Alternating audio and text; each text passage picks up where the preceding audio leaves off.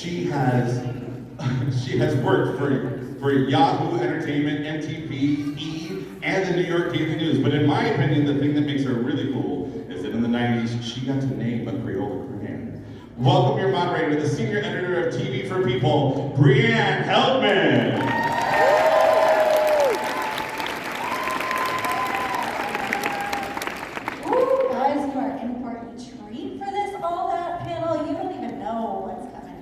Oh boy. Don't even know. But first, let me introduce to the stage the woman with the vital information.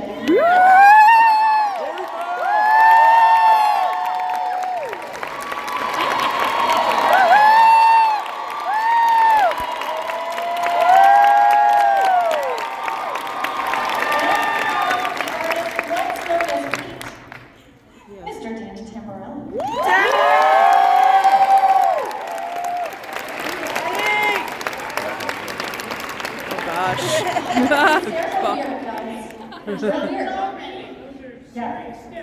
And then we've got the star of the upcoming blockbuster Good Burger 2.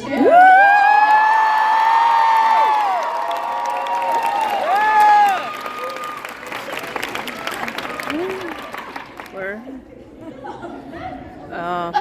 It's not even here. There it is!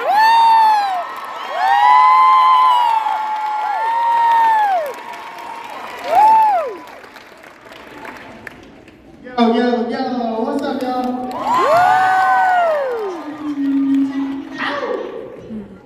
No. Well, you can't hear me. I'm loud.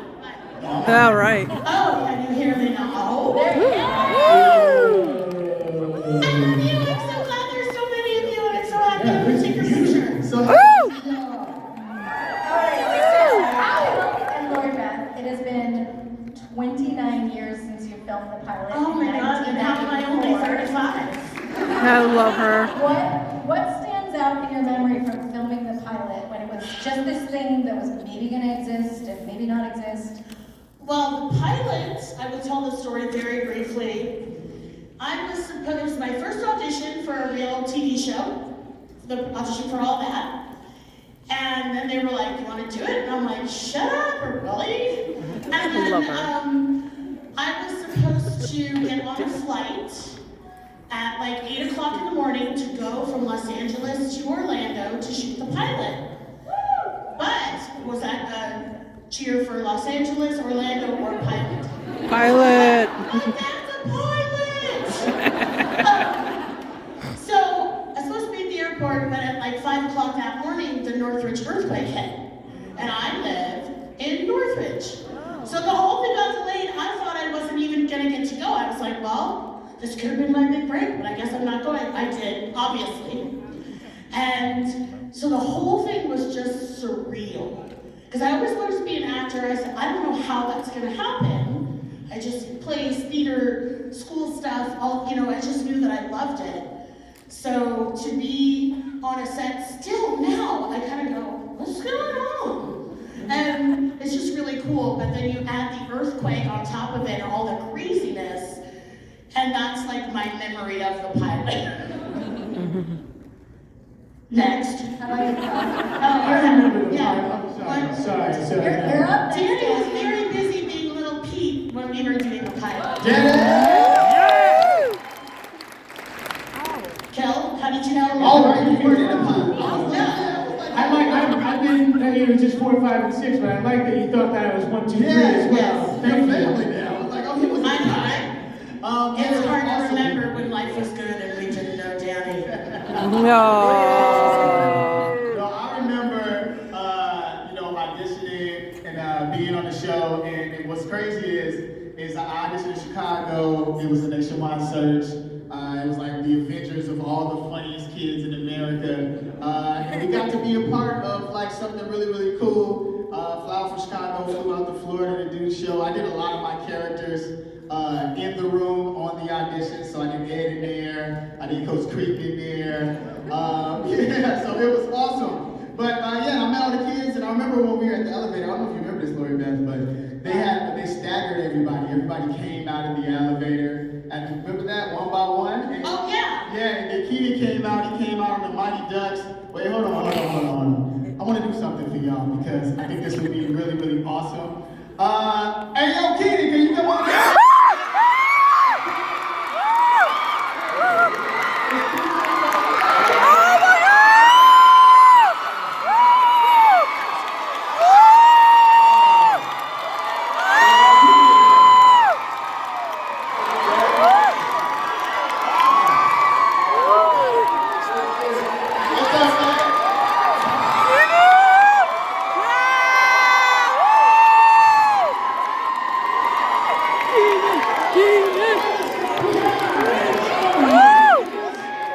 What's up, y'all?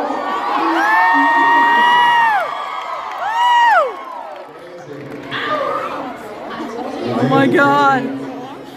Woo!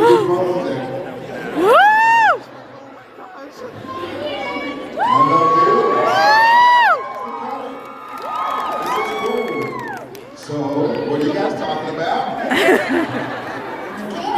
We're talking about Clarissa and how we felt about it deep in our souls. Now it's back, kid. Yeah. Ooh. How did you feel about that deep in your souls? Now I want to know. I mean, we thought our show was the greatest, and everybody else was Woo! It's true, I learned that quickly Right. in the nicknames of your school. Yeah. When the Pete kids and all that kids were together before I was on all that, and we got beaten up. But Clarissa is actually based on Keenan's life because there was a strange man who climbed into his window on a ladder all the time. And they reported that on the news, and they were like, hey, a show about a girl with a poor security system. Just to explain this. Yes, sorry. Continue. No, so let's talk.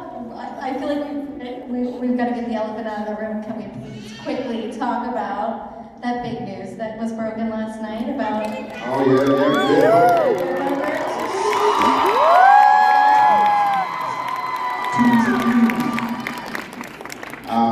Yeah, we're shooting this summer, and it should be out. I would think this year, probably Thanksgiving-ish, something like that.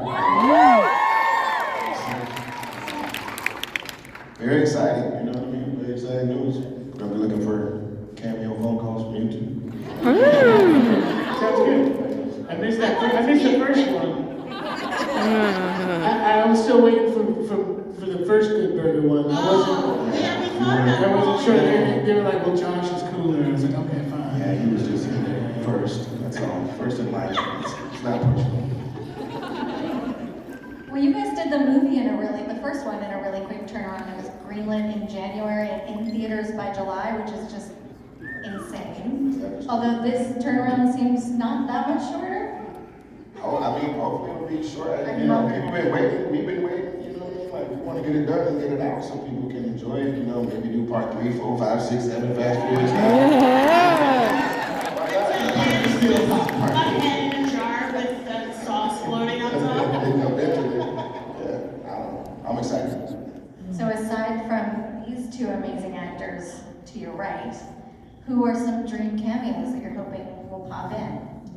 I keep saying Harry Styles. Like,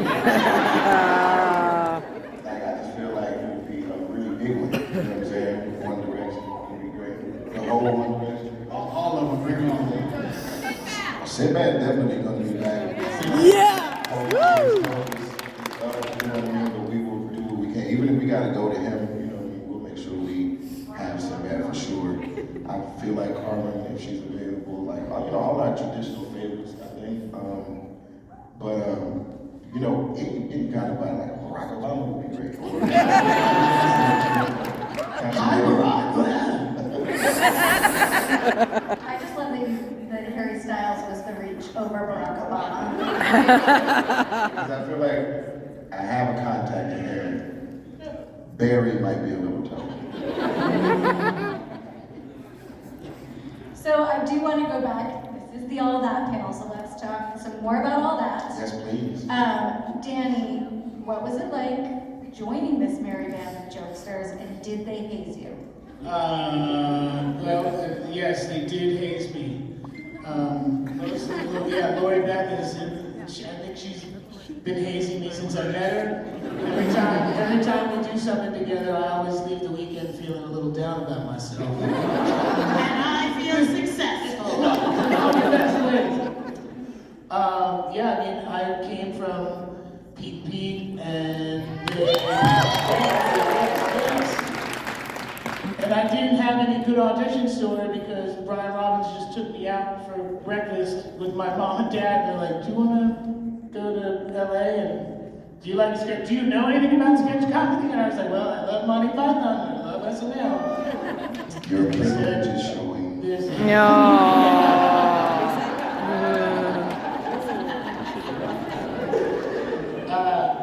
So they must have known that I didn't audition. So when I got there, they were pretty rough on me. There was a term used around the Monday morning table. I feel like I was nice because I was a fan. Right. Well, that's true. Actually, Keenan was pretty nice. That's I was true. a fan. But Keenan was only nice. We had a duck connection. So We I was had like, a duck connection. Yep. One movie removed, but he was sick one time at Nick Takes Over Your School, and my mom helped him get better, so he was indebted to me for the rest of his life. That's absolutely right. The first Nick Takes Over Your School was in Naples, Florida, and I had the worst stomach virus of my life. And I didn't even make it out on the stage. I went on the stage for like the first 2 seconds to say hi to the kids. And like they had a whole day of like, obstacle courses and like fun stuff for the school. Like, we're gonna take over your school and do all this stuff. I was in the bathroom the whole time. Keenan took over the faculty bathroom. That was the lesser event. And that was my experience with that. Thanks, Nickelodeon. After, 25 years, Brian was supposed to ask the other Pete to be on the show. He didn't know which one he was asking. Too nice to see you, to say. So, you've stolen from Mike Maroney yet That's again. okay. I steal from him all the time. No, I thought that might get a laugh, but now I just feel like You got two a kids. B, etc., etc. That's an exclusive. I didn't know that. Yeah, well, Cal had a thing if you were doing a character, because Cal's characters are so very good all the time, that if you were trying out a new character and he didn't find it funny enough, he would just, while we're reading the table read, he would just go, "Trick! That's trick! Trick! Trick! Trick!" And then the first time that I was like, doing a character, and I was like, "Oh, this is gonna be exact. Trick! That's trick!" Beads of sweat started coming down the side of my face. No. Like, oh God, why did I do this? I just gotta go back to high school in Jersey. That's it. But we got through it together. We got through it. That was that big brother stuff. That's all it was. Very true. And they all certainly helped. I mean, Lloyd Beth helped me develop characters and told me what I should be doing. And look at me now. Look, it all paid off. So many of those characters were very, very loud and had very distinctive voices. Did you ever lose your voice? I mean, Lori Beth, I feel like the librarian, I heard my voice. Yes. And that's not even, that's the thing about the loud librarian. I get asked, "What's your favorite character?" And I would love to say the loud librarian. I usually say Miss Fingerly, because she went crazy in a way that I really identified with. But the loud librarian is a hard sketch to do physically. I took all those props. If you go back and watch them, I'm usually like out of breath. And throwing the props, kicking out the kids, and screaming at like really cute children, and like physically harming them often. And so it's really intense to do it. And then I wouldn't even do the super loudness from rehearsal. We have a run through during the week and then the show. So the rest of the week was even just, quiet, this is a library. And you didn't get the quiet until the day. And even with then it was like all bets are off. By the end of a loud librarian sketch, I was like on the ground. When you add the yelling to all the physicality and the props and everything. So that's why Miss Fingerly reigned supreme, because I liked that dress. I got really good at putting on that wig, or helping to put on the wig. There are very fine, talented people that this is not what I look like normally. And yeah, she was just nuts, but it is definitely a voice losing operation being me. Man, I wish I would have known that. I didn't like to have my voice, save my voice. I was just straight 100%. You had no So I was choice. hurt. I had no choice but go scream. I had to like just keep going and scream. The entire time. Die, you crazy kids! Shut up! Listen to what I'm saying! I see you in the front! What? I had teeth like in the back just that was it. You got to catch your breath a little bit when everybody heard when you did that one. And you can tell that almost that wasn't part of the character. That was Kel physically needing air.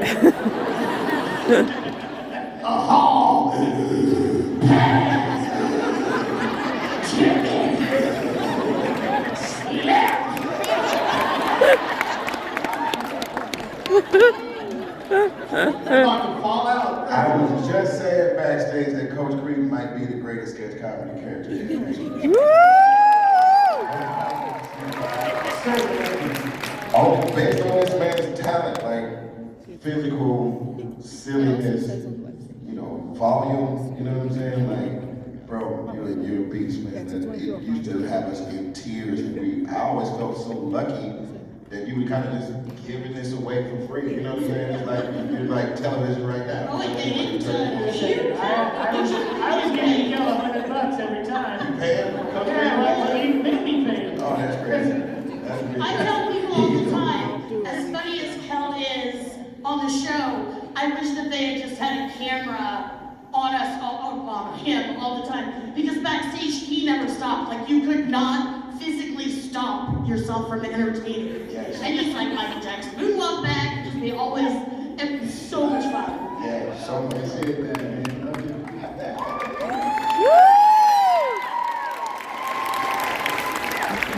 And I want to ask about Randy, because chocolate Randy. I just, how many takes would you do on those? Because you would mess up that set something fierce. Oh yeah, and not enough, I would say, because I like chocolate. You know what I'm saying? It was like chubby kid gets to eat chocolate, sign me up. Like, and it was just amazing. Like when there's a lot of chocolate around, you can smell it all. You know what I'm saying? Like, it's like, wow, this really smells like real good chocolate. And I want to eat the bowl because that's made of chocolate. And, you know, chocolate. Like by the time we got into like chocolate jacuzzis and chocolate showers and stuff like that, it was just getting like super extra. But I loved it. You know, I never. When do you get a chance to swim around in chocolate? You never Unless you swim work there. for Nickelodeon. In all your clothes, fantastic. So I loved it. It gave me a chance to work with Chris Farley. You know, rest in peace. Yeah, tell us about Chris Farley, because that one was nuts. That was, you know, like, I mean, I guess we were kind of used to seeing famous people before because of all of our, like, musical guests were really kind of high level. So they would all show up in, you know, a limousine or a driver, and, like, we all went to work in, like, minivans together. You know what I'm saying? So for years. So we always felt like on the other side of the road. But when Chris came, he was like one of us, you know what I mean? He was an actor, performer, whatever. So it felt closer to like that level of success, you know what I mean? Because if he's over here messing with us, maybe we got a shot to get where he's at kind of thing or whatever. And then he was, you know, such a normal, like feet on the ground kind of guy, but also the ultimate pro. He was in and out within like 30 minutes, you know what I mean? Like they told him, like the way Nickelodeon likes to do things with messes, they like to shoot the scene up into the mess and then stop, and then reshoot the scene up into the mess and then stop. And then you do the mess like one time, so you don't have to like take 2 showers and you know what I mean, stuff like that or whatever. So they asked him, they had this like 8-layered, really nice cake that they made. And they were like, don't destroy the cake on these first couple of takes. Let's just make sure we get everything else before we destroy the cake. First take, smash the cake. Blew it out the water, there was no kind of saving it or whatever, and they were like, yeah, I guess we got it. I guess. And he was back in the car and he was out there. You know what I mean? And I was like, yeah, that guy's a pro. So, yeah, favorite sketch that I ever did on all that was a Randy Jack Campbell Fat Cop sketch. And that was like, I mean, just what you were saying with the smell of chocolate, I was like, I just want to just eat a little bit of this, just get a little bit of taste. But similar thing, like the art department had stuff that you weren't supposed to break because, again, they were going to shoot stuff after the fact. Well, there was like a bowl, it was a bowl of spaghetti, a ginormous bowl of spaghetti full of chocolate. And Jack Campbell's a fat cop, clearly, and he wanted to eat the food, and Randy's like, don't touch my food, and we start fighting, and the tape that they used, I think, was from the Friday, the actual, with the audience in the studio. We're just knocking stuff around, banging stuff, there's chocolate all over, and there's a mat behind us, and Keenan just takes me out. Like, he doesn't mean to, but he's like, oh, maybe you did, I'm not sure. we were like just wrestling, and like, you know, that fell in the back, so then the whole thing was covered in chocolate, and every time we kept trying to stand up, we'd keep falling down. And there was the one line I can remember was, you have the bite to remain silent, and I eat this chocolate donut, and all hell breaks loose. That's a dry line. Randy comes like, you have the bite to remain silent, or whatever. And yeah, it was the most fun physical thing, and the art department was really pissed because I broke a lot of stuff that wasn't supposed to be. So then they had to go back out and buy stuff that they didn't need to buy. If you can, go, not right now, stay off your phone. Don't go on YouTube now. Go to YouTube and watch, it's a nutso sketch. It's really funny, and it's funnier than I'm about to watch it right now. Yeah. Speaking of breaking things, do you have a favorite thing that Repairman Man? Woo! Woo! Fucking my favorite character. That was a loud character. That's a loud one. Why are my characters loud? Repairman. Woo!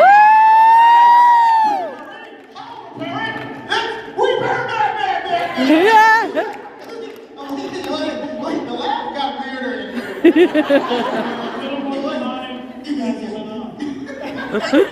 but one I remember though that I really enjoyed, the Lucy. Remember when we did the Lucy episode and it was like, yeah, all of us, we were all in that. you were, Keenan was. Oh, yes.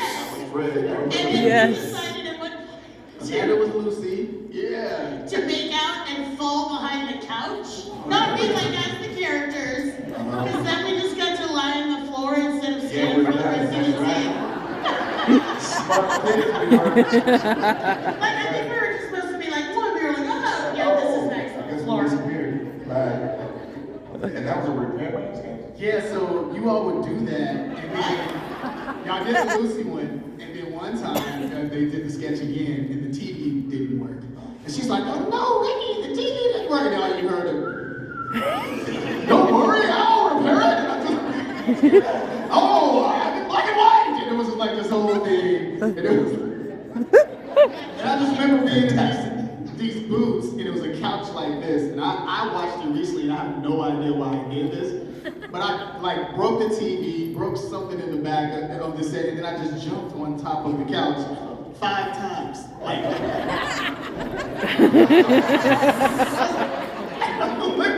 was I on? That was only twice. We said it 5 times. Can I ask this guys a question? Please.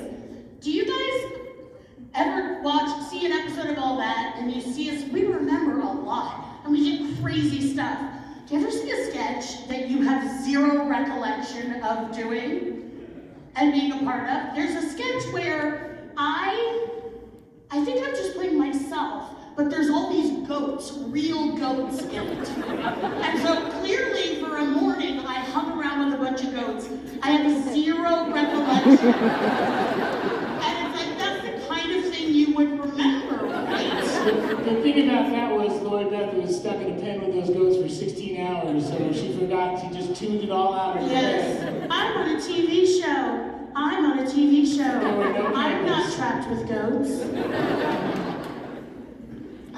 I mean, I feel like if I watch the sketch already, it'll come back to me. Yeah, But that's what I thought too, and then I'm like, I understand what you mean because that workload gets to be a lot. You know what I mean? Yeah. Wow, you're working so many hours, you kind of just like tune out what's happening and just focus on like what you're supposed to say. As Yeah. opposed to, like what's around you. that's what I say, doing sketch comedy is like doing 10 sitcoms a week. Yeah, yeah. And and then when you're on a regular sitcom, you guys know you like do it and then it's gone and you're in the next one. Right.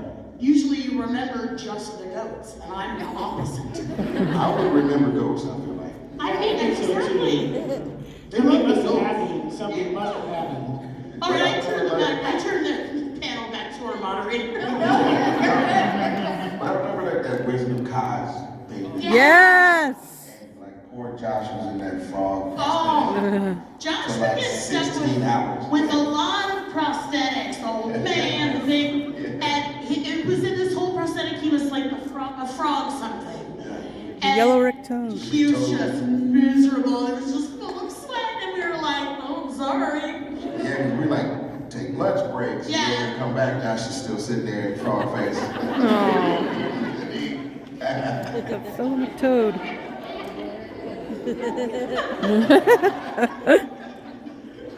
Well, I want to get to a few fan questions that were submitted via Instagram. Oh, So we've got Rebecca from New York wants to know if you remember any bloopers or mishaps that didn't make it That's to air. me. I've got one. It's well, see what happened was This is my question. It's me. Britney Spears did her performance and we all come out afterwards and she took a bow and I happened to see the tattoo that was on her lower back and I guess in my 16-year-old adolescence it was just a straight up so we did that. I'll be right back. And so after that tape, the director pulled me aside and said, we're going to do that again. We're going to do that one more time and say, give it up for, Britney Spears or whatever, and you are not going to look at anyone except the audience in front of you. Do you understand? So clearly that's the one that made the cut, not the other one. Oh, Danny the Peeper, that's what we used to call him. From Little Pete to Little Peter, I know. Was it a nice tattoo? Yeah, I think it was a month. Nice. 90s. I think it was I think it was a nice detailed, like, blue and purple paint. it had a little Yellow, I texture. think it was flying. Six different colors. Very ornate. 8 inches from her lowest rib, and it's not pretty smooth. So I think, Your Honor. I think we know Danny's answer to this next fan question, so he does not have to answer again. Uh-oh. Kim from Philly asks, Who has a restraining order? close. What featured musical guest did you fangirl or fanboy over? That wasn't my fanboy experience. It was just something that happened. Oh, God. That was his fanboy experience. What's your fanboy experience? Who did you Oh, I don't know. I think Outkast was in for me. That was definitely a moment where I was like, well, we're on a really important show. Really, that was like, they were on, my brain really had a hard time comprehending what was happening. That was the Spice Girls for me. They were like huge, man. They were international superstars, and they came to be on all that. I was like, I'm a real like celebrity adjacent person. That they came on our show was a really big deal to me, to us, and so that always sticks out as really cool. Yeah. I mean, from day one for me, it was like TLC. I couldn't believe it. And they were in like a couple sketches or whatever in the first episode. That was crazy to me. Yeah. I was gonna say the same thing. TLC. And Aaliyah too. Aaliyah. Yeah. Yeah. What did you guys think? I mean, TLC recorded that theme song a month before the big album came out. When that album came out and they blew up, were you like, oh yeah, we need to win? Or what were you thinking? We were like, those are our girlfriends. They told us, that's what we're going through life together. So, look at them. It was amazing. Yeah, I was, very, closely watching their, trajectory basically from, before they were on the show, like they had already had, A2 Private Band and stuff like that or whatever. And then being from Atlanta and stuff like that, like I felt very, close to them, you know what I'm saying? Like I felt like they belonged to me. No, so there's another person on this panel with their streaming. Let's all talk about who has a restraining order against us. Kel, you're up. Kel has a restraining order against me. This is a special. I have to be at least 1.5 couches apart from him. Well, Kel, Andrew from Mahawa, New Jersey is asking if you love or hate orange soda at this point. Woo!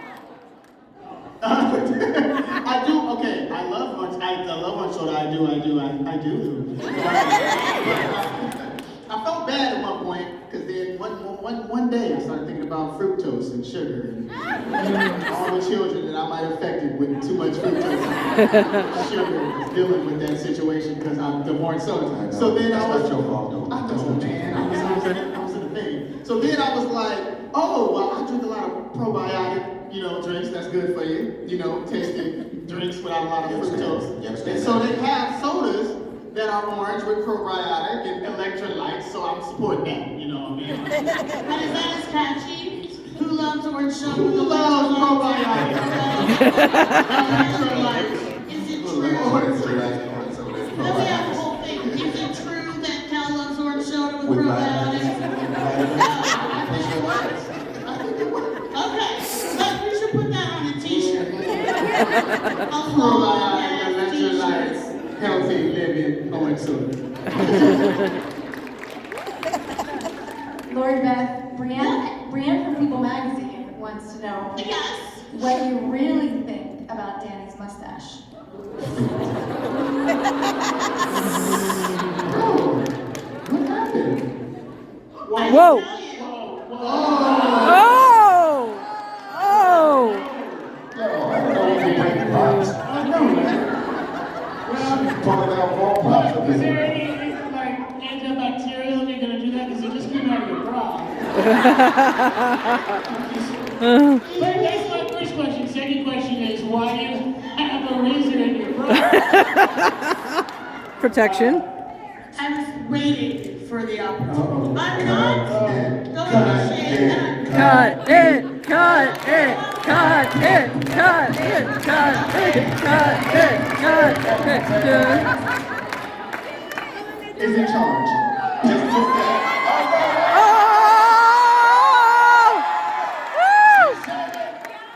That's a whole lot of red. No, you go ahead.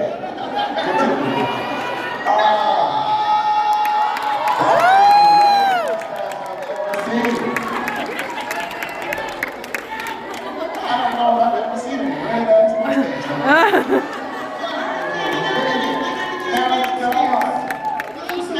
I gotta do your downstairs now. I'm turning away.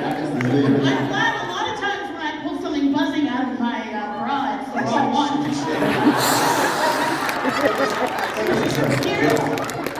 Danny's mustache is a little problem. Well, it's not anymore. One of the biggest things Lori Beth has always said to me is she hates my mustache. I can't believe you just did that. Because your mustache always makes you look like you're not allowed within 300 feet of a school. It's true. Or Britney Spears. I want you to on your number of restraining orders. Are you all right? You look Are you okay, man? I mean, I feel cool. Oh, thanks. Thank you for all being here with my support team out there. Yes. Come to the Lord Beth will be giving everybody free shaves. Yes, it's $20 for a free shave and $1,000 for the downstairs. That's a photo op and a half. And then after that, I'll just fill up my OnlyFans for about 10 years. And as well, adults here, Yeah. little children. Yeah. Okay. You should have a plastic bag that could have soaked these hairs.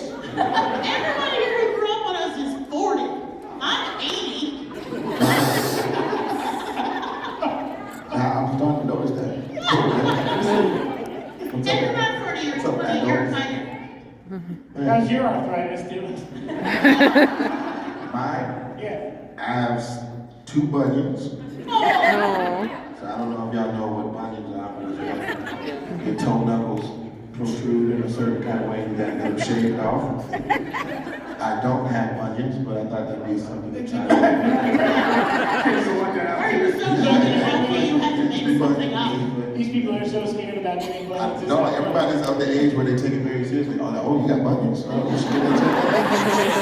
Are you gonna do the commercial and then, just like living with the heartbreak of bunions? Yeah. And then ask your doctor if buniocide is right for you. And then the next commercial is Cal for if you have type 2 diabetes, it wasn't that That's why you gotta get the orange probiotic. I do too. Well, speaking of things that grow on feet, let's talk about the giant ear of corn. Yeah. Where is that now? The giant ear of corn is in hiding. It is not gonna pop out from that side of the stage. Aww. Are you joking with me like it might? No, it's really not. She's like, how did it get out? Yeah, they introduced the big ear of corn after Keenan. Like, to really make things up. I love the big ear of corn.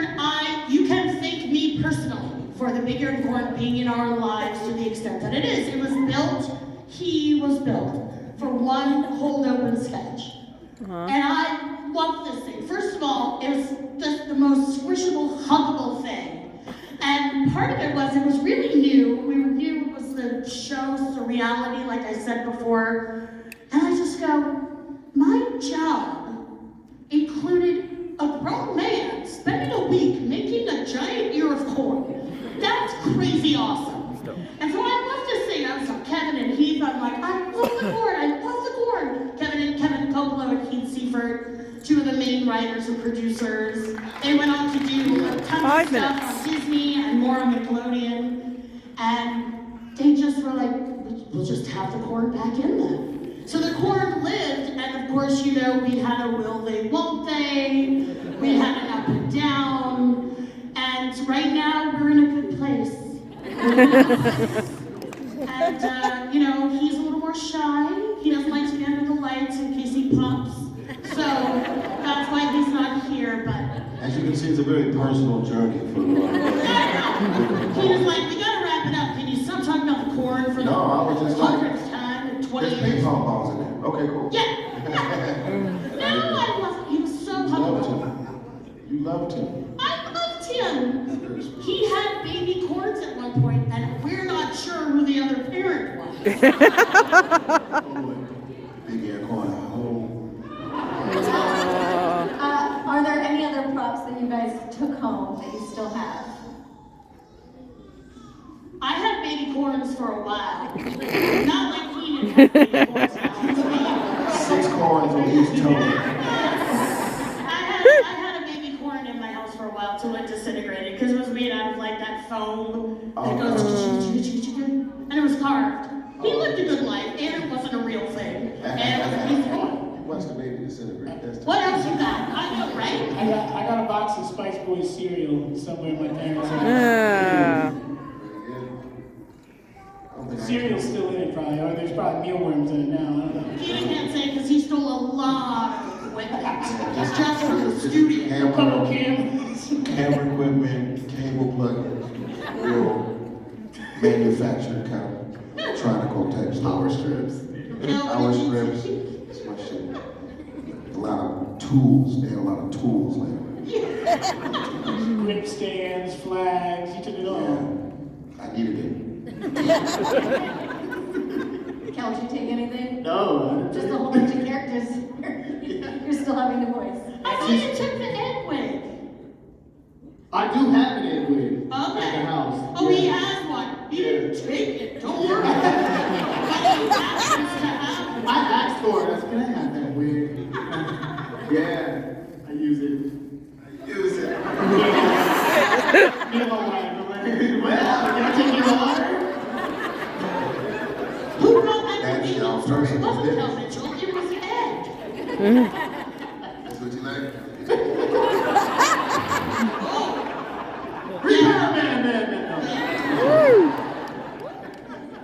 And on that note, guys, thank you so much. This has been an amazing panel. Give it up for your All That panel.